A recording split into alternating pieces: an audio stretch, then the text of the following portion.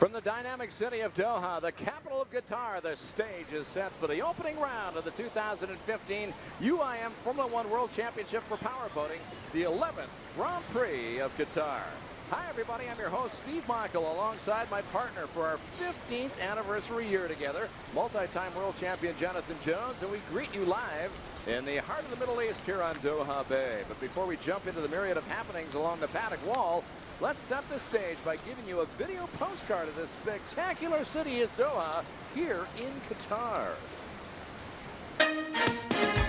The state of Qatar and its dazzling capital city Doha has emerged from the sand in only a few decades, spurred on by its financial wealth from oil and gas revenues. The city has gone under tremendous transformation with its growth, which has radically transformed its demographics. Ambitious plans have been taken to diversify the economy. There's been a lot of reflection and planning about what Qatar should be investing to remain sustainable long term. Doha is redefining itself. This ambitious city isn't about to slow things down.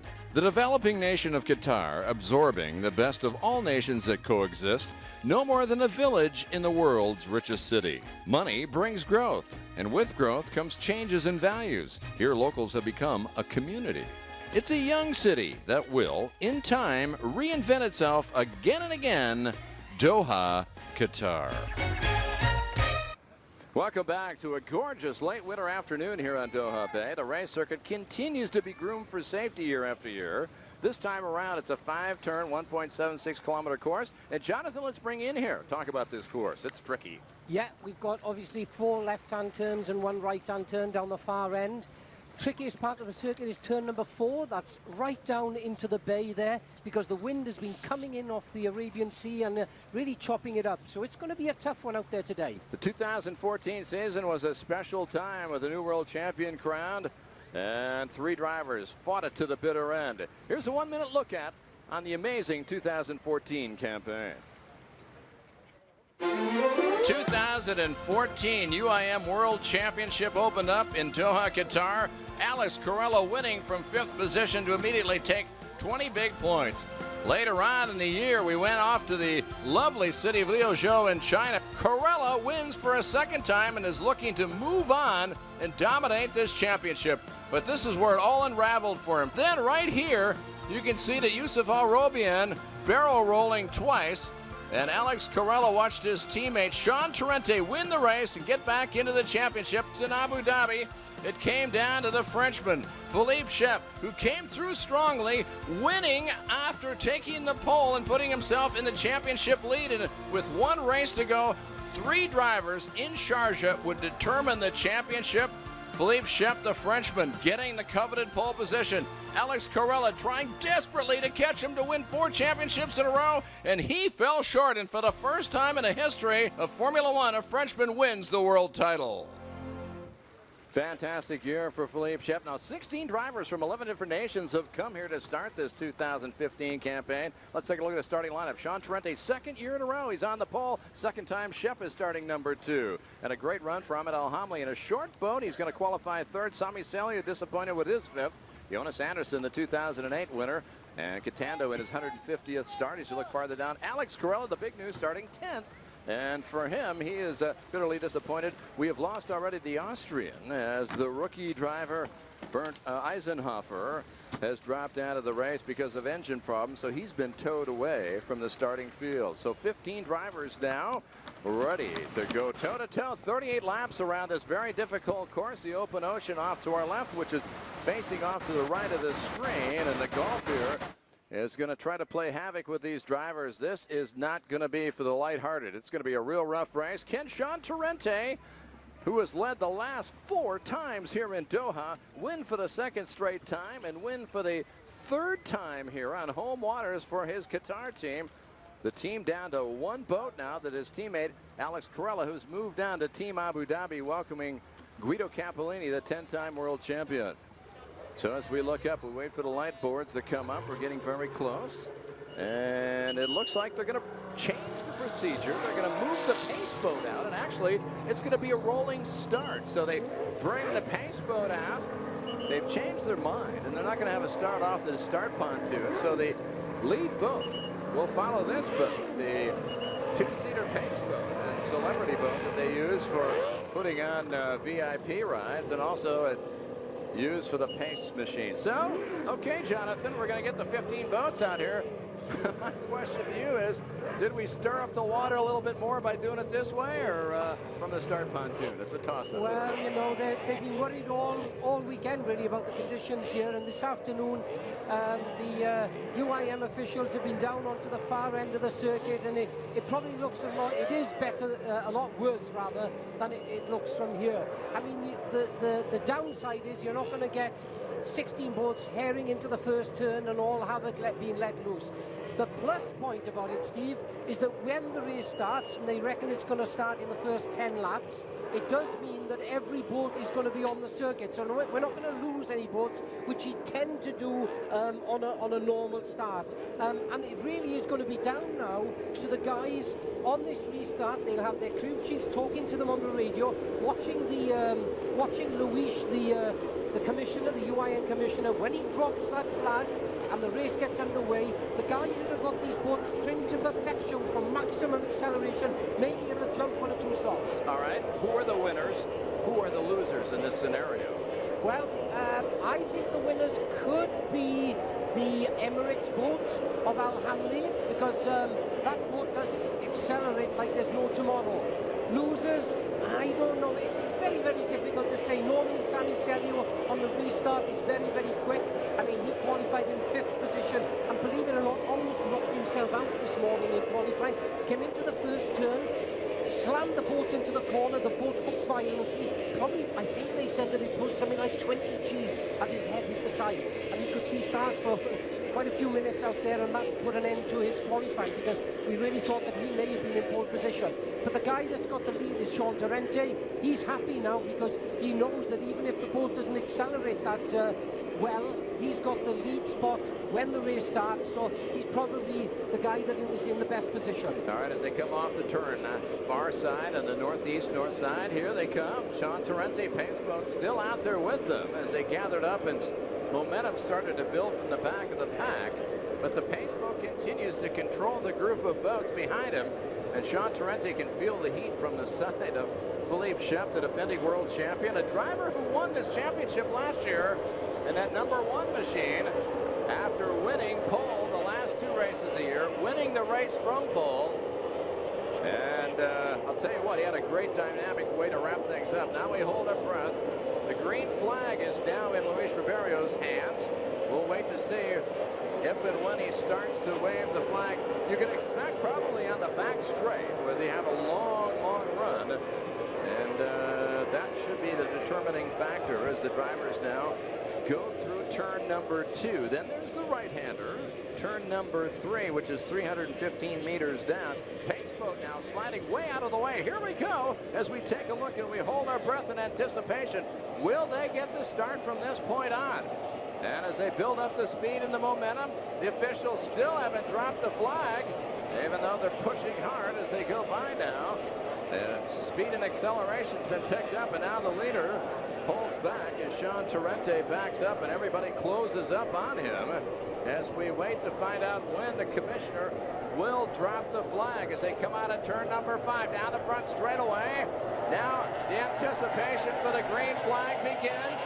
Luis Ribeiro still holding off on this flag as we wait to see. That would have been an ideal position, Jonathan, to wave the checkered flag. Yeah, because Torrente was ready to go there, but Philippe Chap, 2nd position, and we know that he's devastatingly quick. He's got incredible reactions, and he's the guy to watch out for here, because he may be able to take that lead position from Torrente in the Qatar boat. Well, we expected to see the Pace boat come out, and now the green flag, and we're underway, and they come off the turn number 3, and Sean Torrente now rockets off as he heads down into turn number 4. This race now officially starting here, 2 laps into it. Torrente now almost loses it as he gathers it back. Shep trying to close the gap from the inside. Torrente now will try to slam the door as he goes through turn number 5, showing you how rough it is. Torrente stretching the margin out to 8 boat lengths. Shep right behind him. Ahmed Al-Hamli flying about 5 boat lengths back in 3rd. No change in position. Eric Stark now challenging side by side with Yusuf Al-Robian as they head down into turn number 1. Yeah, Stark there really quick off the mark. fifth position on the start, on the lap before, sorry about that, but I think he's got Al-Rubayan. Al-Hamli in that third position, got to be clear water now for a while. Is he going to be able to close down on Chiap in that second position? 1.47 seconds was the margin between first and second place. Torrente trying to stretch it out a little bit. Visibly, it looks like he's gaining a little bit more real estate on the Frenchman back in that second place. If the Frenchman doesn't watch out, he's going to be very careful, because Al-Hamli in that third position is slowly but surely closing down on him. But at the moment, Sean Torrente's got everything under control there. He's pulling away from second position Chiap, who himself is having to get a little bit of pressure out from Al-Hamli, and Stark is at the fourth. Eric Stark, the second-year man out of Sweden, looking strong as he drives that Nautica boat. As we watch the boats come circling out of the corner here, bouncing along. You can see how rough it is in the swells as the drivers hang on as they fight their way around this course. And of course, probably the toughest corner is far down at turn number 4. We've got more than a 90-degree turn. It's almost 135 degrees coming back. Jean Torrente is managing his way through. And of course, like anything else, foot management, using the accelerator is the way that's going to save you through it here. And Torrente comes out of the corner as we go live on board with Sami Celio. Celio, who is fighting to hang into the top 10. He's in the 6th place position. He's dropped back into position. And the pressure at the moment is certainly on the third place driver, Al-Hamli. Eric Stark there running on the outside of him, blistering pace as we shoot back there to the new driver from Abu Dhabi, David Delpin. He's doing a good job and just about holding Benavente off in that position at the moment. So we've got Delpin in 15th. He's the last guy at the moment. Benavente just behind him and pushing for all his work. But Sean Torrente, 5.14 seconds now ahead of Chiap in second position, with Al-Hamli another 4 seconds behind that second position. Francesco Catania, who is just in front of David Delpin, having a terrible start. He qualified and he started down in that 8th position, but he's dropped all the way down into 13th, and David Delpin trying to reel him in. In front of him is Leo Zhuang. As you look at the rookie driver out of Finland, 24 years young, 3-time Formula 1000 world champion. And really thrown it in at the deep end. He turned up at this race, he had a super license, he was hoping for a drive, and when Fabio outcomes, he pulled out to the Abu Dhabi team because he didn't feel he was having as fair a deal as Carella. He decided to go with it, and he picked him up there on the outside. We're back to Al-Hamli now again, who's hanging in there. As he works his way down a very short Formula 2 boat as he skips through. As we watch Al-Hamli, a word of note is Alex Carella has moved up 2 spots from the 10th position a lap ago. He's now up into the 8th position. As you watch Ahmed Al-Hamli, who joined this Emirates team with Scott Gilman at the controls, had a terrible year last year, but only raced 3 of the 5 races because at the time the Emirates were not involved with diplomatic relations with Qatar. He's having all sorts of problems with that boat, Steve. We said if it was going to get rough, it's a Formula 2 boat, very, very short, very wide in the tunnel. It's got tremendous acceleration, providing the conditions are calm. As you can see on the last lap there, he's trying to get round turn number 5 and down that long start-finish line, and he had that boat in all sorts of shape. And at the moment, Eric Stark is in that 4th position. He's only a second behind him and putting a lot of pressure. It's a wake-up call. The dog went off in his head. Ahmed Al-Hamli said, oh my, I got to be careful with this. I got to tiptoe through, find the right spots, and that's exactly what he's doing. But Ahmed Al-Hamli, the smallest boat here, this boat will be jackrabbit quick when it gets out into a mill pond condition, smooth and calm. And we've got anything but that today. Glad you're with us this afternoon. Steve Michael, Jonathan Jones alongside our 15th anniversary year being together. And as we watch Al-Hamli come out of turn number 5 here on Doha Bay, the opening round in this 2015 season, Sean Torrente continues to lead by a safe margin of 6 seconds over Philippe Shepman. Then it really stretches out to this man, Ahmed Al-Hamli. As we take a look now on, you see that looks like it's Philip Rams, the driver, the second member of that Matt Kroc team. He's down in the 10th position. For Rams today, he's moved up 3 spots. He started in the 13th spot. Here's Yusuf Al-Roban, who qualified in the 4th position, and he's dropped backwards 3 spots. He's down in the 7th position. Yeah, very, very fast. fast boat, one of the latest DACs. Everything prepared there by Alex Radovanovic does an incredible job. The problem is that, you know, Arobian, good driver, but I don't think he's quite sort of Premier League. He's right at the top of the first division, but not quite there. But once he can get into this boat and he gets confidence in the boat, then you'll see him certainly move up the field. Francesco Catania, you just saw it being lapped on the outside by Yusuf Al-Robian. Obviously something wrong with a veteran Italian who is starting his 150th career race this afternoon, but he is not going very fast. It's more of survival mode, and that's not really his trend. His personality is to push, so obviously he's got a problem with the boat as we take a look at one of the Team Sweden boats. Yeah, it looks like that's Jonas Andersson sitting there in doing well at the moment, Anderson. He has certainly moved up. He's in that 8th position and closing down slowly but surely on Dubai, and he's in 7th now. Jonas, in the beginning of the race, started down in that 7th spot, lost a position, so he's trying to gather it back. There's Alex Corella. There's your 3-time world champion who is struggling with this first performance of Team Abu Dhabi joining. We go on board and take a look at him. As you can see him fight and try to set the boat up. You can see how physically taxing the drivers are being handled in the cockpit, strapped down in the harness system. And boy, he's being tossed around. He's lost a position, Jonathan. Jonas Andersson has gone by him. He's back down to 9th. He got as far up as 8th. Yeah, because this type of boat, the one that he's running here this weekend, is basically the tunnel is a lot narrower than normal and it's a lot longer. I think that Guido Capellini thought that the conditions were going to be rough here, and they took a chance and they brought this boat in for the weekend. And the problem is that it's got relatively calm out there now, and that boat just doesn't have the pace of some of these short, wide tunnel boats that we've got out here this afternoon. Got a chance there to see the Hall of Fame driver, Guido Capellini on the left, and Attilio Donzelli, team managers with him for all those years. There you can see what happens in a boat as you come out of that very tough turn number 4, 135-degree corner. Jonas Andersson getting involved in that fray. Almost lost it as he tries to close up and work his way up and get past Yusuf Al-Robi. At the same time, Alex Corella is closing up from behind. But you can see they're both in the same shot. Al-Rubai and they're taking a tight turn. Anderson on the outside of him, got better acceleration. Is he going to take him on the next straight? We'll have to keep an eye on it because in this part of the race course, it's shallower and they go side by side, pushing here, working their way through. And as they come back, Al-Rubai is able to nose up ahead. Yeah, they have to go down into the yellow, the only right-hander we got on the circuit on that far end there. Rubai, and then he closed the door on Anderson. Anderson had to switch sides. He slowed up a little bit and he's lost a couple of seconds on him. So as they head down to that short chute, 310 meters down into turn number 5, the final turn here. This course has been changed 5 times in the last 6 races, all for safety, Jonathan. And now Anderson, he's under pressure from Alex Corella, who's in that 9th position, and he seems to be getting the hand of the boat. Stephen got him there now, closing down fast on Anderson. Yeah, he's about 2 seconds behind Jonas right now, and 1 second ahead of Anderson as Yusuf Al-Robian. This is the battle for 7th, 8th, and 9th. Meanwhile, up front, Jean Torrente continues to pile up the real estate. It's almost 9 seconds now over Philippe Shep, and then Ahmed Al-Hamli continues to hold in 3rd place as we watch Yusuf Al-Robian, the driver who is known as the Speed King of Formula 2, and he's got 1 podium. It was in Doha 2 years ago. Yeah, you can see them both coming into shot there. Anderson way on the outside. Robian takes a nice tight line. Now what he needs to do here, Steve, he needs to go from pin to pin. He's got good acceleration. The only way that Anderson will be able to overtake him is on the outside, and I don't think he's got the pace to do that.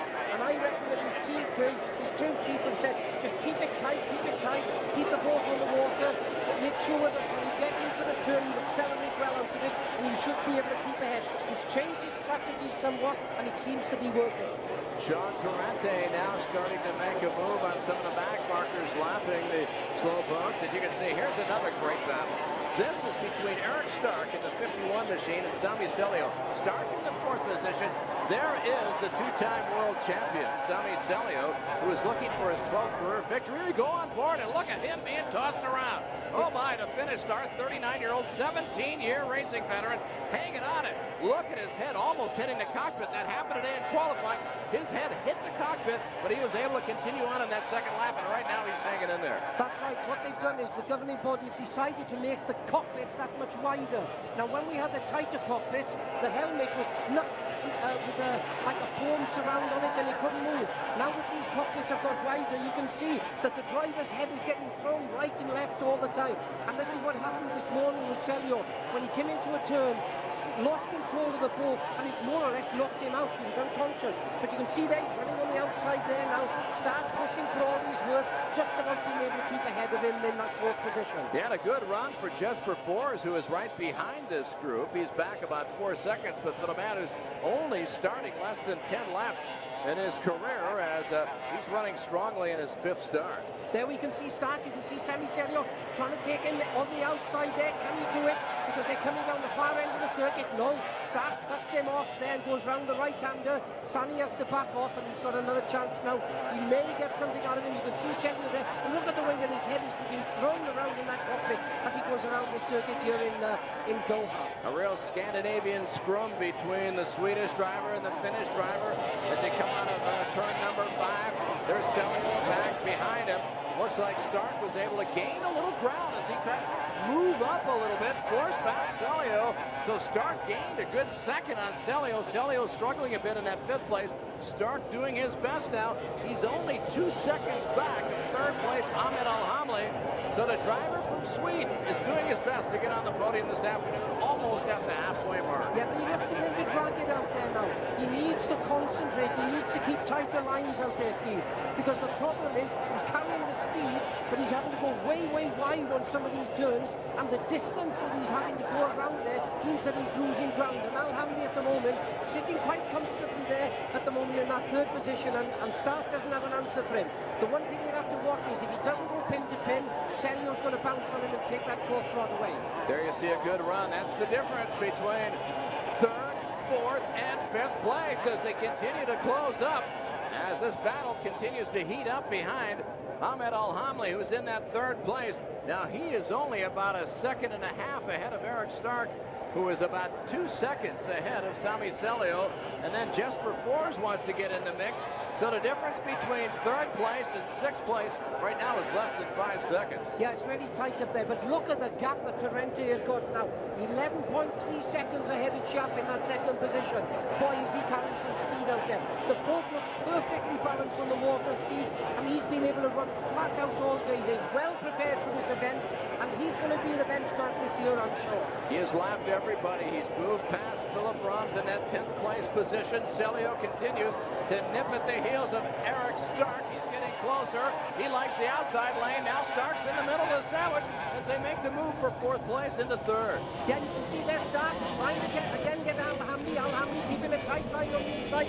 Stark just outside of him. Sami Celio watching this all going on, having a switch from side to side. Stark cutting him off there again. Celio having to take the dirty water and back off and losing that split second. Less than 3 seconds, the difference between third, fourth, and fifth position. This is really heating up. As you take a look on the left, Ahmed Alhamli, as he comes down into turn number 4, where it's very, very rough, 135 degrees on that turn as they come back crosswind across a very difficult wind here this afternoon on this 1.76-kilometer course as he slides out of the corner. Now, third, fourth, and fifth are going to start slowly moving up on some back markers. Who can work their way around traffic could be the difference. It is. Not only third, fourth, and fifth, but and sixth, because Jonas Anderson and Sami Celio almost loses control of that boat there. You can see Jonas Anderson on the inside, starting to make up some ground now. He'll be pushing them in the next lap or two. As they go through the glistening haze through turns number 1, down into turn number 2, the west part of this race circuit. There you see Eric Stark. Stark continues to feel the heat from Celio. Celio reeling him in a little bit at a time. He's only about 4 boat lengths back, but Stark seems to have the power coming out of the right-hander. He just powered past Celio, and now he has to slam the brakes on. He's getting close into some traffic. This could be the telling tale. Will this be the move that Celio needs to move up into the fourth position and work his way around the Swede? No, Steve, he still hasn't got it. We've got Alhamdi there hanging on by the skin of his teeth there for that third position. Stark on the outside now trying to make a move. Celio on the inside and Jonas Anderson on the outside. There is less now than 2 seconds between third, fourth, fifth, and sixth. A lot of pressure on those riders, that's for sure. Jesper Fors in that sixth position, looking strong, and now you can see from the angle, it looks like they're close, but they're not quite that close yet. As you go back on the replay, look at Sami Celio dance and teeter on the edge of disaster as he gathers his boat up, and watch this launch. Oh my, he almost stuffed it. He was able to save it. Boy, I'll tell you what, that's a real pucker for him as he was able to get closer and closer. And now they're getting so close, Jonathan, you could almost paint their numbers on the same side of the boat. Over on the far side, you got Ahmed Al-Hamli, and look at this start. Forcibly moves Celio off to the outside. It's getting physical. It is Al-Hamli there, tight on the inside. You can start just behind him half a second, and Sami Celio getting a clean line and overtaking him for that position. Yeah, but can he hold it as he goes down in toward turn number one in the long straightaway? 565 meters. Celio now with the power makes the move, works his way around Eric Stark, who has not given up the fray. Now Celio, you can see him being battered around in the cockpit, and look at the movement of the steering wheel as he works his way through, as he now tries to challenge up on Ahmed Al-Hamli, and both stuffs in two boat, one boat barrel rolls down in the corner. Oh my. What a Al-Hamli shame. and Celio, they were so close. They came into the red, the yellow together, and boom, one lost control. I think it was Al-Hamli. The boat seemed to set a little bit too soon. Sami Celio was coming in behind him at about 140 miles an hour. Whap! Right into the side of him. Celio tried to make the pass on Ahmed Al-Hamli. It didn't happen. They got all jointed up. They scraped paint. They touched each other. Over they went on the right-hander. So Celio, who has been caught before a couple of years ago in China, when he got caught up in the mix with three boats, gets caught again here. This time on the right-hander, and that was nothing but tears left for Celio and Ahmed Al-Hamli. Al-Hamli was flying on the teetering on the edge of disaster, was able to save it. But boy, I'll tell you something, getting together with Celio, that was the tale. And look at the damage. The 27 boat there of Al-Hamli, he's lost one of the sponsons. You can see there, Steve, on the left-hand side. That boat completely exploded as he came into the yellow and set it. Sami was right on his tail. He had nowhere to go and went straight into the side of them. Wow, tremendous. Ahmed Al-Hamli with that short boat, that Formula 2 boat, he literally had to fly the boat almost out of control to keep it in normal race trim, and Celio got there with him, and the two of them combined, and boom, they went over. What a drastic hit. And this is what I was saying, Steve. For as long as the conditions are absolutely calm, running a Formula 2 boat is okay. The big problem the Emirates team have had here is that Scott Gilman had to put this entire team together in 2 weeks. They were very limited as to what boats were available. So they flew a boat in, a Formula 2 boat from Italy, and kept their fingers crossed that the conditions out here would have been calm. But as the race got on, Steve, you could see the conditions were getting worse and worse all the time. And you could see that he was really having some handling problems there, and, you know, that's what happened, which is a shame because Al-Hamli was running a very, very strong race at the time. And, boy, it's such a shame because there was a real battle there for third, fourth, fifth, sixth, and seventh position. Lap before was Al-Hamli in third place. It was Eric Stark in fourth. Sami Celio in fifth. Jesper Fors in that sixth spot. But then Celio made a nice move as he accelerated his way past. Let's watch this again as they go into this corner now. You can see Celio moving up, and actually Celio was the one who made the mistake. Sami Celio made the mistake, stuffed the boat. He had gotten past Al-Hamli. Al-Hamli came up behind him and then hit him. Watch. Celio, boom, there. They both go over. I do apologize. I do apologize. I mean, there was such a lot of spray there, we couldn't see it. But we almost saw Celio lose control of his boat the lap before, you know. And there you see Celio, boat taking off, losing control. Wow. And Al-Hamli, the innocent party. Both canopies coming together and hitting each other, very reminiscent of what happened in Portugal 2011 as you watch it again. He stuffed the boat, hit the boat, came to a stop, and Al-Hamli just literally ran into him. That's a shame. He came to a stop, and Al-Hamli hit him. Yes, that's what happened. he'd overtaken. On board. Yeah. Let's check it. Look at this. Look at the hit now. Watch the real hit. There he goes. Yeah. He's gone over. Camera's gone. But Sami Celio, tell you what, that's a violent stop when you go along and you're running at that speed. Yeah. Well over, you know, very close to 140 Ks, and all of a sudden, boom, that's the end of the day, and you come to a sudden stop and stuff the boat and submarine it. But what I couldn't believe is that what I could not believe that it's on the far end of that circuit. Celio was sitting two places he was sitting 2 places behind Al-Hamli, and he obviously overtook on that turn by number 2. He overtook both Stark and he overtook Al-Hamli as he came down into that right-hander before Celio lost control. So as we wait to watch, there's another shot of it as you take a look at the accident here.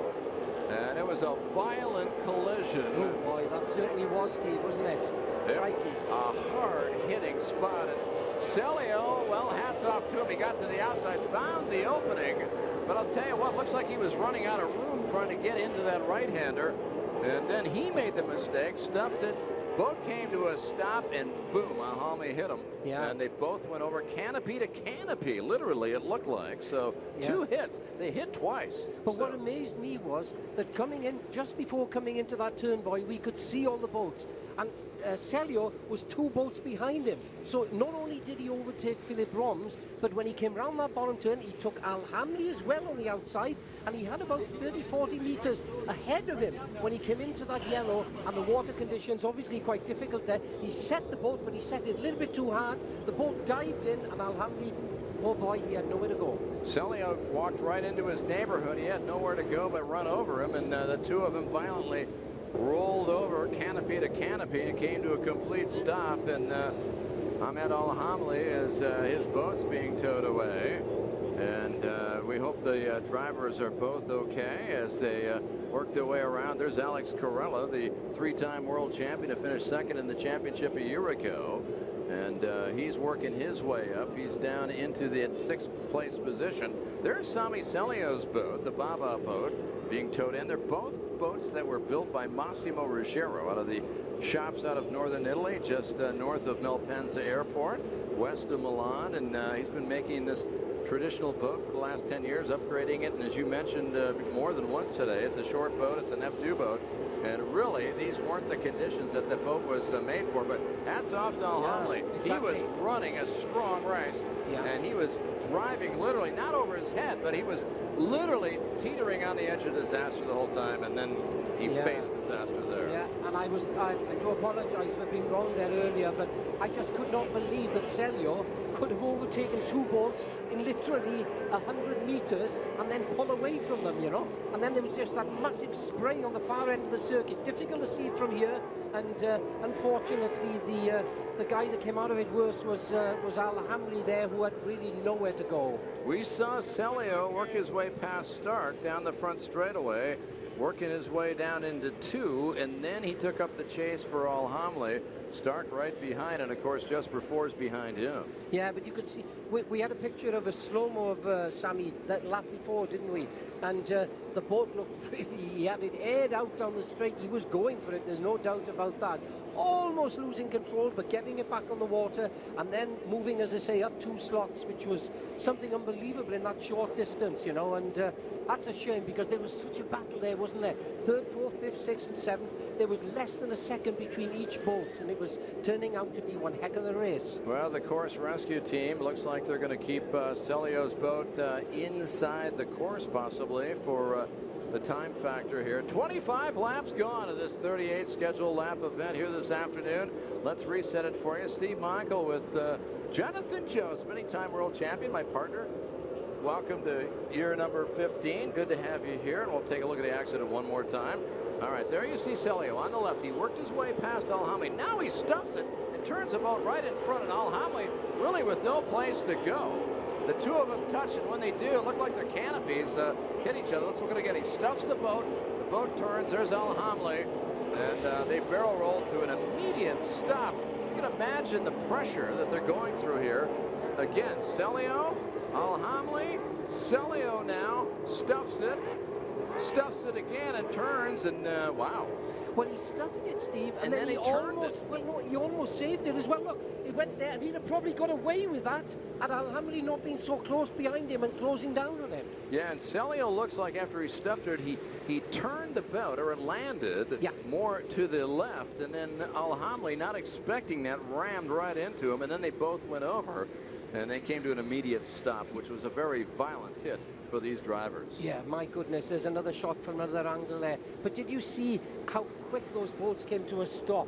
I mean, they were running like 140, and within a matter of yards, they were down to 0, you know, where they hit the water, which at that speed, when you hit it, it's like hitting concrete. And my goodness, that was one heck of an impact. That's the difference. If people have never watched Formula One powerboat racing in the past, that's the difference between Formula One auto racing, where you can dissipate energy. If you have a problem in a crash, you can slide it along a wall, or you can slide it off the tarmac. At the same time here, you stuff a boat and you're coming out backwards immediately. You go from 140 Ks to 0 or -10, just like that. That's such a violent hit. Yeah, I mean, we've got crash boxes on the side of these which take impact. If one boat hits another boat, sort of, you know, and they're both actually on the same angle and running on top of the water. But the problem is that when you hit the water and the boat nosedives, you're probably pulling about, I guess, 30, 40 Gs there. You must be, as that boat comes to a grinding halt. Interestingly enough, as they set the pace to bring the boat back out, the pace boat, as we click off another lap, as we show 11 laps remaining, Jesper Fors now has moved himself into that 4th place, and he's got his veteran teammate Jonas Anderson in the 5th position right behind. Jonas won the race in 2008. Jesper Fors, who is out here on the race circuit for only the 5th time of his career, looking good today. Yeah, okay. The guys that have had an advantage and the guys that have lost out. Well, I would say that Chiap, who's in 2nd position at the moment, because there was such a gap between him and the lead boat of Torrente. I mean, he's got a 2nd bite at the cherry now, and if he can get a really good start, he may be able to jump Torrente. Not sure whether he can, because that boat at Torrente is devastatingly quick out here this afternoon. Other people that are going to benefit, probably Jonas Anderson, that's for sure, because he now moves up a couple of slots. Carella, our current world champion, was way down there in 8th and didn't really have an answer for anybody. He's obviously moved up as well. He's 1, 2, 3, 4, 5, 6th position. Yep. Yeah. So, you know, there are losers and gainers there, but I'm sure that Torrente, he seems to have everything under control. So if he can get a nice clean start here, we're in for a blinding last 11 laps. Yeah, and Marit Stromoy has moved up. She's now up into the 7th position. She was mired down in about 11th position for a while, so she's gaining ground. As the pace boat comes out of turn number 5, when they come by here, we will have 10 laps remaining of our scheduled 38-lap race. As Reese Cole's the driver as he brings it through, the Australian who is handling the pace boat operation. And they continue to move them through very, very slowly, probably at about 4,000 RPM. They continue to push as the rescue teams get themselves back into position. Once they're ready to go, then we'll wait for Luis Ribeiro to bring out the flag. I can just see the Osprey boat now, Steve, coming out onto the circuit that's just taken out happily back into the pits. So hopefully they will be on the way out there. You see that accident again. Yeah, cockpit to cockpit, as we talked about again. Celio launching the boat, stuffing it, stopping it, and then Alhamli not ready, knowing for this to happen. He wasn't ready for that, and the two of them hit. And cockpit to cockpit, that's a very violent hit for those two drivers. It certainly is, and as you say, you can there. I don't think they'll do another shot on that. No, probably not. But that was one violent accident, wasn't it? And you can imagine the G-force on those drivers as they came to a grinding halt in that very, very short space of time. We're back to the front of for the restart now. We've got, you can see there, Sean Torrente in the lead boat. But I think that this time, I've got a feeling that Philippe Chiap there, you can see him sneaking up on the outside rim. He's not going to give it all his own way, and we may see a change for the lead here with 10 laps to go in this race. Well, Torrente knows that Shep is just kind of shadowing him and letting him know, hey, I'm right here, buddy. You better make it quick, because I'm going to blast right by if you're not sure. Because I'm a world champion now, and I am very quick. Shep has won the last 2 races on a trot from last year. One in Abu Dhabi, one in Sharjah, won the championship. Sean Torrente, on the other hand, had Alex Carella with him as a teammate last year. Had a little bad luck, but remember, this is now the 5th straight race in a row that Sean Torrente has led here in Doha. He's won 2 of those. He's hoping to do it for a 3rd time today and start off the season in perfect style. Yeah, and he does seem to have by far the fastest boat out here today. Not only the fastest, but the most well-balanced boat out here.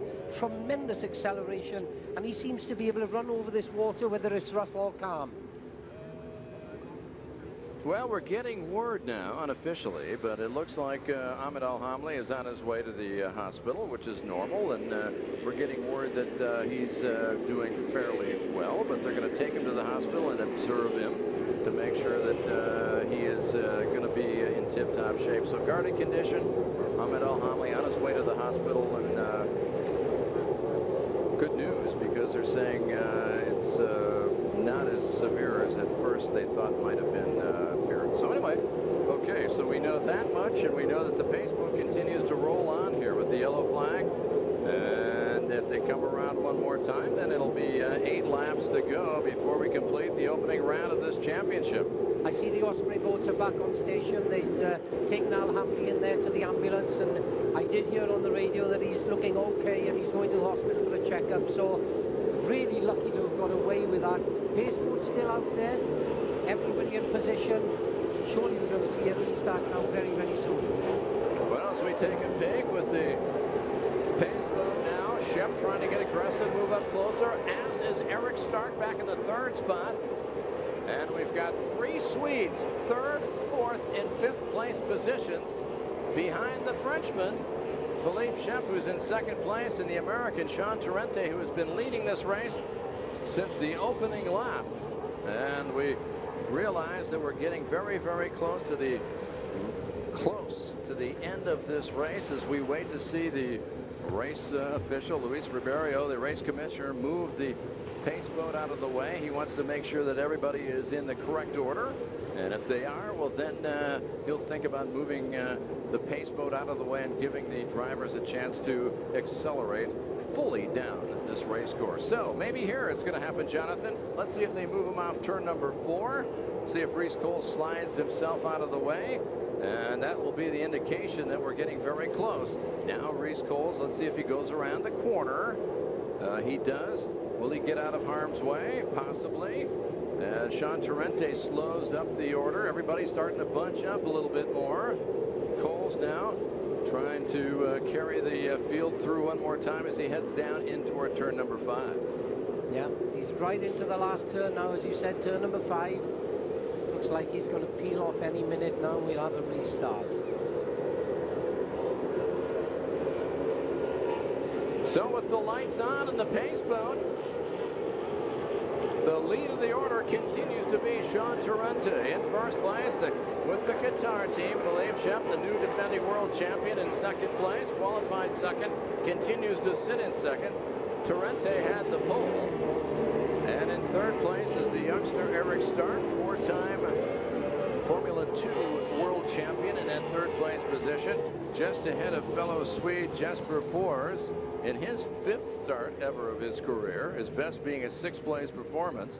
So he would just love to come up with a top 5 finish. It would be the first of his career. So time wanes out, get a little bit darker out here this afternoon as we wait to see if the pace boat will move aside now this time as they head down into turn number 3. There we got the official starter there, Luis Ribeiro from Portugal, the UIM official, and we can still see the yellow flag flying, and we can still see the 2-seater boat out there driven by Reese Coles from Australia. Sort of they're bunching up behind him now. You can see that Chiap in that 2nd slot, very anxious to get on with this race. He feels he still has a chance to win. Torrente there just ahead of him. We've picked him up there, and then a bunch of boats right behind, all hoping that on the restart they get it right and they can move up a couple of slots. Well, as they continue to work their way down a very short turn number 4 into 5, it's only 310 meters. This is the longest straightaway on this circuit, 565 meters as they come down. Reese Coles continues to run the boat with the lights on, and the field continues to follow him through. Osprey Rescue Team seems to be back into position, and now we continue to anticipate the start. Well, again, Luis there, you can see him on the left-hand side. He's the UIM commissioner, and there's obvious obviously some issue on the circuit, perhaps that we can't see, Steve, but as things stand, 32 laps gone out of 38 laps, 6 laps to go, and you can see the officials talking there together. Can't quite work out, are they going to restart the race? That's a good question. We'll have to wait and see how it plays out here. We've reached almost the 40-minute mark of this race this afternoon, and the pace mode continues with the lights on. So once the lights go off, then we'll know there'll be an indication that they will let them go back to full flight and let them go to a full roar and head down the front straightaway or the back straightaway, depending on where the race director wants to wave the green flag. Yeah, you can see Stark there now moving up. You see Chiap on the outside. Look, he's waiting there anxiously. He's desperately wants this 32 out of 38 laps. He desperately wants this race to restart there. A little bit rough on the far end of that circuit. You can see the boats bouncing around as they position themselves for the restart. 6 laps to go now, Steve. Pace mode continues to be down the front straightaway. Everybody's antsy. Everybody's bunching up. Everybody wants to make the advantage of a restart and surprise the driver in front of them. So you can see that Philippe Shep was almost right up in front with Sean Torrente. They were almost sponson to sponson with each other. Just letting them know, hey, I'm right here, buddy. Yeah, and you could see the two Team Sweden boats, they're getting really close because, we know that Jonas Andersson, who's the team leader there, wants to obviously finish where he is, but his teammate Jesper Force done an unbelievable job out there today, and, maybe like to, you can see them there in the far shot, like to sneak up on Jonas Andersson and maybe take position away from him. That would be nice. He would love to do that, and you can bet that these 3 drivers, all from Sweden, in the 3rd, 4th, and 5th spot, have raced against each other. They've known each other. Families have known each other for maybe more than a generation. So it's kind of fun to have 3 drivers who really have grown up together get a chance to race against each other here for the final possible place on the podium this afternoon. Steve, do you think we're going to finish under a yellow here? Because, again, 33 laps now gone out of 38. 5 laps to go. Pace boat still out there. Yellow flag still being shown. UIM officials again talking there. Are they going to restart it or not?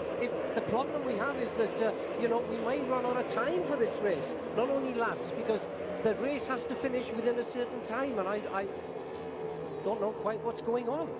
Well, we get down to the final few minutes of this race, 42 minutes into the race itself, and we continue to roll on. So technically 45 minutes is the limit for this race. So less than 3 minutes to go if you're going by the stopwatch, and we'll keep close tabs on that as you go back on with Alex Corella on board. A great shot of him as a 3-time world champion who is out there running for Team Abu Dhabi, and for Alex Corella looking to be 30 years young, my friend, before this season gets over. Yeah, boat number 6, and he's in 6th position at the moment. We might get a... I'm sure he must be frustrated as well, Steve, surely, because he wants to get on with this race. Well, the NASCAR people have a green-white checker where they just, you run 1 lap and it's over. So it'll be interesting to see how we decide to play this out. Maybe they're seeing that the course is possibly too rough on the far side, but yeah, it could be. We continue to roll on here. We're going to click off another lap, and we've clicked off another minute. Less than 2 minutes, technically, to be run.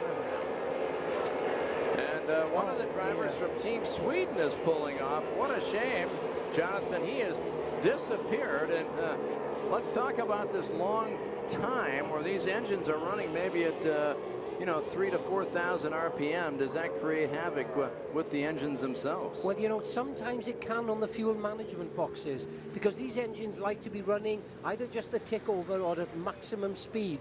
And, if you're just holding them back, the engine's heating up a little bit, and you've got to be careful that the piston doesn't stick. And let's hope that one of the team drivers there from Team Sweden, he's obviously had to pull off the circuit. Whether it's for that reason or not, I don't know. Well, time is running out here for this race, ladies and gentlemen, as the pace boat continues to roll on.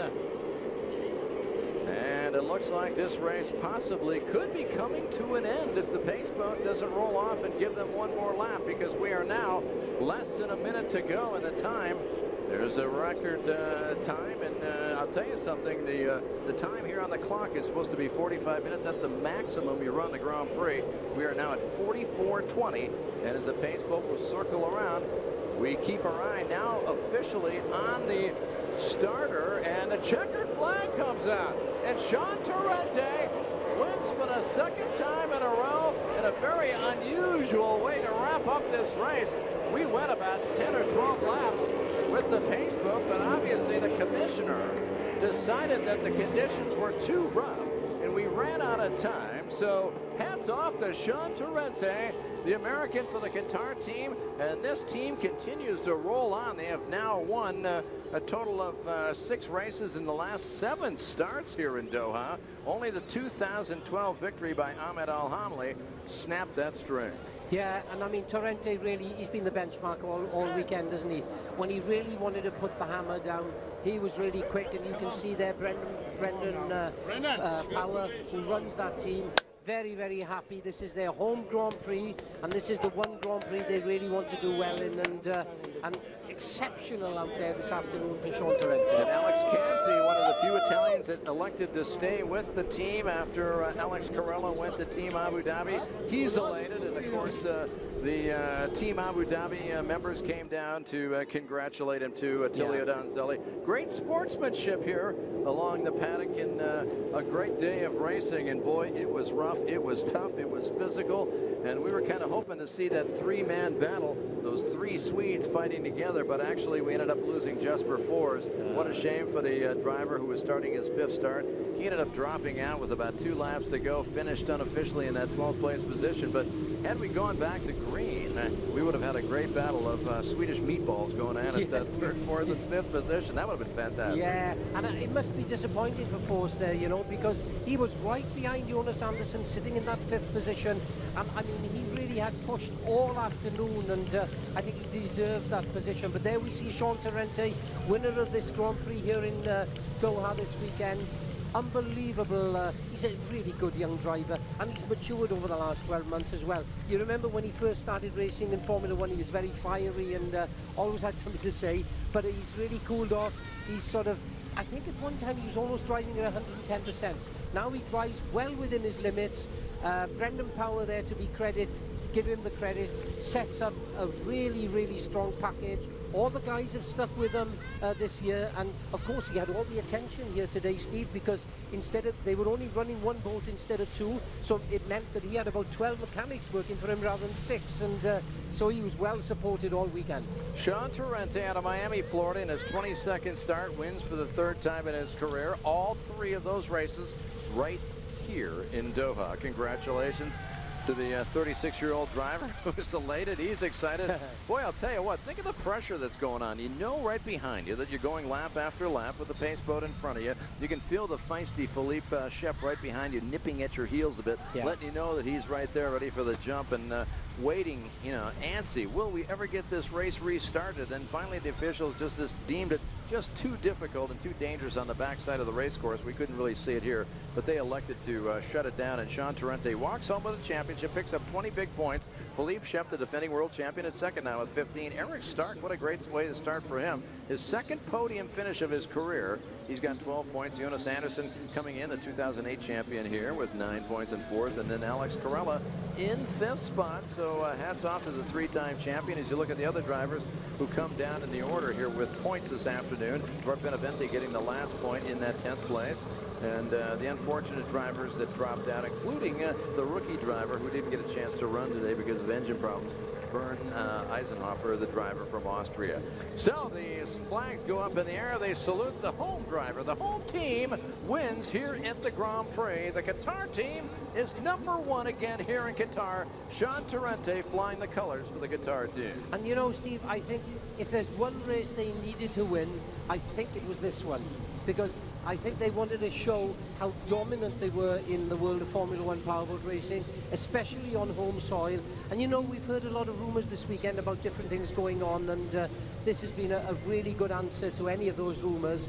These guys are here, they're here to do a job, and you've got to give it to them. I mean, this weekend they've done an unbelievable job, and there you see the Qatar flag flying. Everybody in Qatar, both the team and everybody associated with this team, must be really well pleased this weekend. Well, the hardest working mechanic in all of Formula One, Brendan Power, as he powers that boat around, and Sean Torrente on the left spots, and tired, physically beat up. And speaking of a guy who got beat up, one of the most aggressive drives that we saw all day was by our two-time world champion Sami Seljo out of Helsinki, Finland, who is, as we take a look at the team standings here, and Team Qatar, obviously with that victory, moves up into that #1 position with that 20 points. Remember, it's only a one driver team, but yet they lead this championship. Team Nautica with 17 points. And then Team China in that 3rd spot. So very early in the season, there's a lot of things going on, but it's a great way to start things off for a lot of drivers. And as we watch the Qatar team take around Sean Torrente here, we have actually with us alongside Sami Seljo. So Sami Seljo has stepped into our booth, and Sami is all set to fill us in. Sami, talk to us a little bit about what happened. That was a treacherous accident that happened going down in toward the turn number 3 right-hander. Tell us what happened. What do you remember?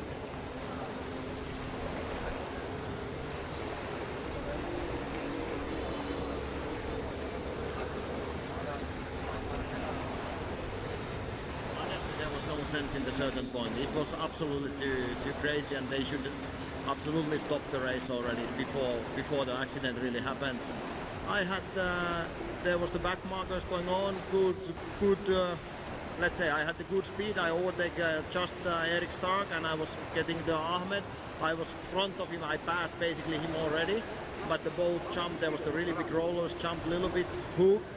I correct that, but Hamli probably, because of the back marker, what he was lapping, didn't see, and just ran into me. Yeah. He couldn't, the boat is, his boat was jumping for sure also, so he couldn't back off. Yeah, you stuffed the boat, and the boat came up a little bit sideways, and Al Hamli, not seeing you, collected you very quickly there, and you had nowhere to go, and Al Hamli had nowhere to go. Yeah, it okay. Unfortunately, what happened, the things, how it went, so it was big crash, but I could survive it. Only my jump, it was going sideways for a while, and then I could keep going on, but unfortunately, Hamli ran into me. So what amazed me as well, Sami, was that we'd seen you the lap before, and you looked like you may have been able to get Stark there. And within literally 2 corners, you'd overtaken Stark and you'd overtaken Al Hamli. I thought that the accident was obviously someone had stopped in front of you, and then you'd gone into them. But the pace you must have been running then must have been phenomenal. yeah, I had the good setup, but in the beginning I took it easy because it was absolutely crazy rough. So the learning things, and we didn't have so much testing done here. So I saw everybody doing easy. I knew that I could get my position back from Eric Stark because I was feeling that when I won it, I catch him easily, but of course he could close me up all the time and closing my lines and give me the water in the screen. So just taking it easy and safely, and then I see now is opportunity to pass them, and I did it. Okay, Sami, great news is you're okay. That's the important thing. And it's a long season this year. We wish you all the best of luck. We saw tremendous speed out of you. We know you got a chance to win this championship for a 3rd time. Thanks for stopping by. Glad you're safe. We'll see you on the next round. Thank you, buddy. Thank you. All right, so there you go. Sami Seljo has dried out a bit, and he was an unexpected spectator. And boy, what a violent hit. But you know what? Good news is he looks pretty good. He's in good shape. Yeah, that is amazing after that collision that he's just, you know, he seems to be absolutely fine, doesn't he? And my goodness, all credit to the cell of that boat that probably saved his life out here this afternoon, you know, Steve, because that was one violent accident. And I think Sami's back on the money this year, you know. He's looking a lot stronger. The boat looks good on the water, and I think he's going to be one of the guys to watch out for. as the season goes ahead. So the opening round of this 2015 season goes in the history books, and it goes to Sean Torrente, the second time that he has won here at a row, and the third time in his career he has won here on Doha Bay in front of his hometown fans. Sean Torrente from Miami, Florida, picks up the victory just ahead of the world champion Philippe Shep and Eric Stark, finishing a great third. Well, for my partner Jonathan Jones and all the great international TV crew, wherever we are, whether it's good morning, good afternoon, or good evening, wherever in the world you may be at the moment, you've been watching the most exciting entertainment on water, the UIM Formula One H2O World Championship. It's been a fantastic day of racing here on Doha Bay. Stay tuned and tune in to www.f1h2o.com for them picking up the victory, and you could hear the cheers of Sean Torrente. What a great day from spectacular late afternoon setting here along the Coronation Picturesque Doha. I'm Steve Michael saying so long, everybody.